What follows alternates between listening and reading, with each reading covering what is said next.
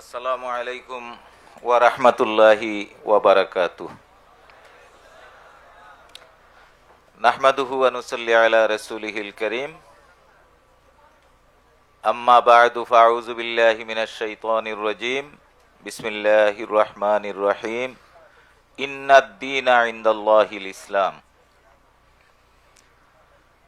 আজকের এই মনোমুগ্ধকর নবীনবরণ অনুষ্ঠানে স্নেহাস্পদ সভাপতি, প্রধান আলোচক, বাংলাদেশ ইসলামী ছাত্র শিবিরের সংগ্রামী কেন্দ্রীয় সভাপতি সাদ্দাম হোসেন, মঞ্চে উপবিষ্ট জগন্নাথ বিশ্ববিদ্যালয়ের সম্মানিত প্রক্টর, যকসুর বিপি সাদি আছে দেখছি, এবারে যকসুর জিএস আজকের পরিচালক, আমার অন্যান্য সহকর্মীবৃন্দ, সম্মানিত সুধীবৃন্দ এবং আমার নবীন শিক্ষার্থীবৃন্দ,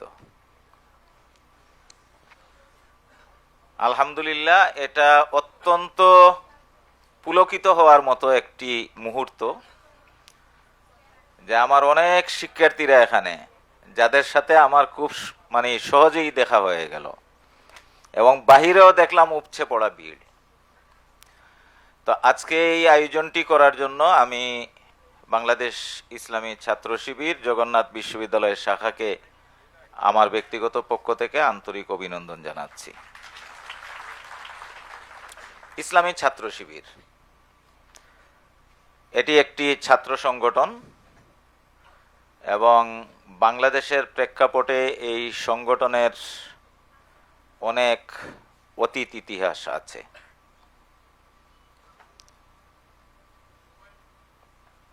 আমি আমার শিক্ষার্থীদের উদ্দেশ্যে বলবো, যে কোনো সংগঠনই এবং বিশেষত ইসলামী সংগঠন,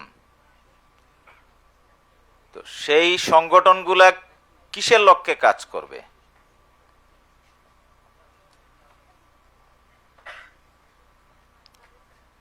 সেই সংগঠনগুলা কাজ করবে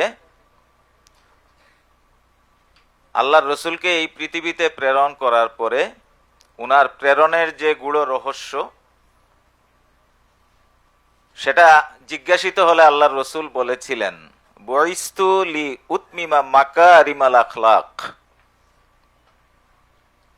মানুষদের চরিত্রকে সর্বোচ্চ পর্যায়ে উপনীত করার জন্যই উনি কিন্তু এই পৃথিবীতে এসেছিলেন। আর এই পৃথিবীর মানুষের জন্য অনুকরণীয় যেটা পবিত্র কুরআনে আল্লাহ বলেছেন, ওয়ালাকুম ফি রাসূলিল্লাহি উসওয়াতুন হাসানা, যে এই পৃথিবীতে বিচরণশীল সমস্ত মানুষের জন্য উত্তম আদর্শ একজনই, তিনি হলেন মুহাম্মদুর রাসূলুল্লাহ সাল্লাল্লাহু আলাইহি সাল্লাম। তো যে কোনো ইসলামী সংগঠনের কাজই হলো আল্লাহ প্রদত্ত এবং রাসূল সাল্লাল্লাহু আলাইহি সাল্লাম প্রদর্শিত এবং নির্দেশিত এই যে জীবন ব্যবস্থা, এই জীবন ব্যবস্থাটাকে এই পৃথিবীতে কায়েম করা। আমি একটি আয়াত তিলাওয়াত করেছি, ইন্নাদ-দীনা ইনদাল্লাহিল ইসলাম। আমরা সবাই জানি Islam is the complete code of life. এই পৃথিবীতে যুগে যুগে আল্লাহ বহু নবী এবং রাসূলকে প্রেরণ করেছেন। প্রত্যেকের মিশন এবং ভিশন একটাই ছিল, কি সেটা? মানুষদেরকে হেদায়েতের পথে পরিচালিত করা। তো বহু ধর্ম এই পৃথিবীতে আছে যারা মাত্র কিছু অনুষ্ঠানাদির মধ্যে তাদের ধর্মীয় কাজকে সীমাবদ্ধ রাখে। আর ইসলাম এমন একটি জীবন ব্যবস্থা, ইসলাম গতানুগতিক ধর্ম না, ইসলাম হলো দিন। দিন মানে হলো জীবন ব্যবস্থা। তো ইসলাম এমন একটি জীবন ব্যবস্থা, এই জীবন ব্যবস্থায় একজন মানুষের জন্ম থেকে শুরু করে মৃত্যু পর্যন্ত তার যত কার্যাবলী আছে, চাই সেটা পারিবারিক হোক, সামাজিক হোক, রাজনৈতিক হোক, অর্থনৈতিক হোক, সামরিক হোক, সাংস্কৃতিক হোক, তার জ্ঞান হোক, পুণ্য হোক, বীরত্ব হোক, সংযম হোক, সৎসাহস হোক, একটি মানুষের জীবনের যত কার্যাবলী তার সব কিছু কিভাবে পরিচালিত হবে, ইসলাম কিন্তু সেটা নির্দেশ করেছে। এই জন্য ইসলাম হলো কমপ্লিট কোড অফ লাইফ। আমি কিভাবে ঘুমাবো, আমাকে ইসলাম সেটি শিখিয়েছে। আমি জুতা কিভাবে পরবো, তারও বিধান কিন্তু ইসলাম দিয়েছে। আমি আরেকজনের সাথে কিভাবে কথা বলবো, ইসলাম শিখিয়েছে। খাবার টেবিলে আমার আচরণ কি হবে, ইসলাম শিখিয়েছে। আমি পানীয় যখন পান করব কিভাবে করব, সেটি ইসলাম শিখিয়েছে। আমার প্রতিবেশীর প্রতি আমার অধিকার কি, সেটিও ইসলাম শিখিয়েছে।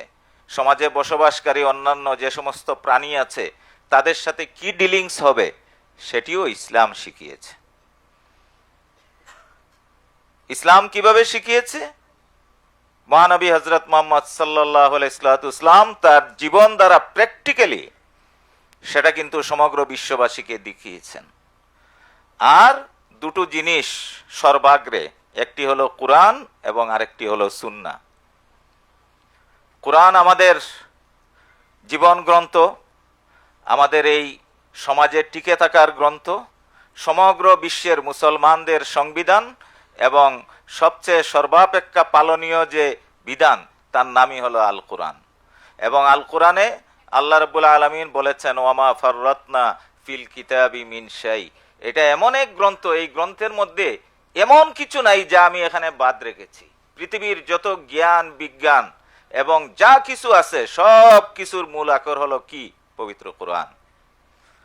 তো ইসলামী সংগঠন যাই হোক, তাদের প্রত্যেকেরই কাজ হবে আল্লাহ প্রদত্ত এবং রাসূল প্রদর্শিত যে জীবন ব্যবস্থা, সেই জীবন ব্যবস্থাটাকে এই জমিনে প্রতিষ্ঠা করা। এবার আমি শেষের দিকের কথায় আসি। আজকে এখানে যারা উপস্থিত এবং আয়োজক যারা, তো যেহেতু ইসলামী সংগঠন আমাদের প্রত্যেকেই, এবং আমরা এখানে অন্য ধর্মাবলম্বীও থাকতে পারে, ম্যাক্সিমামই আমরা ইসলাম ধর্মের অনুসারী। তো আমাদের কাজ কি হবে? আমাদের কাজ হবে কুরআন এবং সুন্নাহ নির্দেশিত পন্থায় নিজের জীবনকে পরিচালিত করা।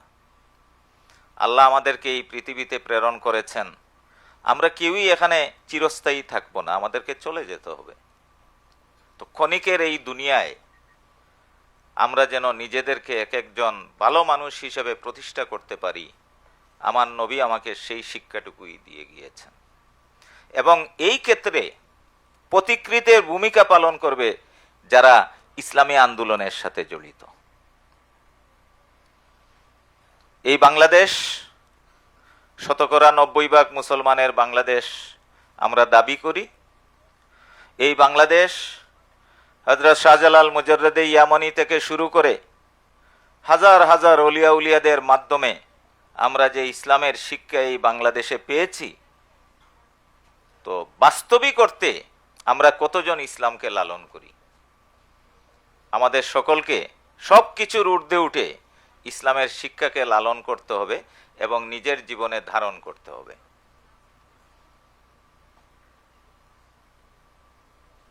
এখন একটি দলের অন্তর্ভুক্ত হয়ে আমার উদ্দেশ্য কি হবে? আপনি ইসলামী ছাত্র শিবির একটি সংগঠন হতে পারে।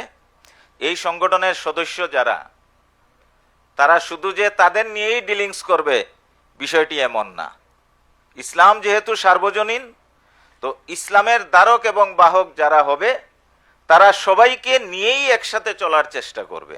তারা সবাইকে নিয়েই একটি সত্য এবং সুন্দর সমাজ গঠনের প্রচেষ্টা করবে, এটাই তো স্বাভাবিক। আর আমার শিক্ষার্থী যারা এখানে উপস্থিত, আমি তোমাদের দৃষ্টি আকর্ষণ করব, তোমাদের জীবনের শুরু, তোমরা যখন এখান থেকে বেরিয়ে যাবে, তোমরা প্রত্যেকেই যেন এক একজন ইনসানে কামেল হতে পারো। ইনসানে কামেল অর্থ কি বুঝো? পরিপূর্ণ একজন মানুষ, পরিপূর্ণ একজন মানুষ যেন হতে পারো। আমরা অত্যন্ত হতভাগা জাতি, আমরা কিন্তু সেই ইনসানে কামিল সৃষ্টি করার পিছনে পৃষ্ঠপোষকতা করি না। আমরা সবাই কিন্তু দলীয় অন্ধ একটা ব্যারিকেডের মধ্যে কেন জানি নিজেদেরকে সীমাবদ্ধ করি। সব সময় যেন খুঁজি সে আমার মতাদর্শ পোষণ করে কিনা।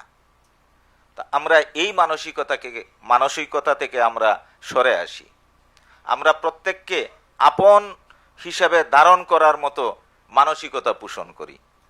আমার নবী যেমন ইসলাম প্রচার করতে গিয়ে অনেক বিধর্মীদের সাথেও অনেক সময় কিন্তু সন্ধি চুক্তি করেছেন এবং তাদের সাথে ভালো ডিলিংস করেছেন।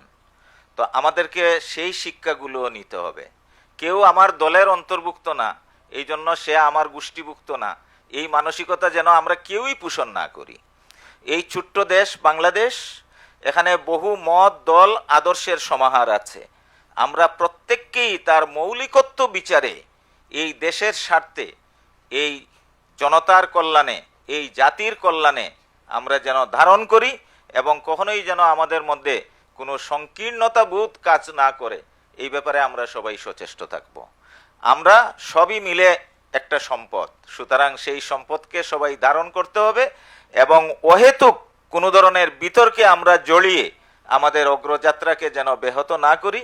এবং যারা ইসলামের জন্য একনিষ্ঠভাবে কাজ করে তাদের কিন্তু এই পৃথিবীতে পুরস্কার পাওয়ার কিছু নেই। আল্লাহ পবিত্র কোরআনে বলছেন, লাহুম জান্নাতুন তাজরি মিন তাহতিয়াল আনহার খালিদিনা ফিহা। যারা এই পথে চলবে, আমাদের জন্য তো পুরস্কার আসলে পরকালে আছেই। তো সুতরাং পরকালকে বিশ্বাস করে এই জমিনে যা কিছু সুন্দর এবং যা সত্য, যা ইনসাফ এবং যেটা আরেকজনের জন্য সামাজিক সুবিচার যেটা আমরা বলি, এই কাজগুলোই আমরা সবাই মিলে করব।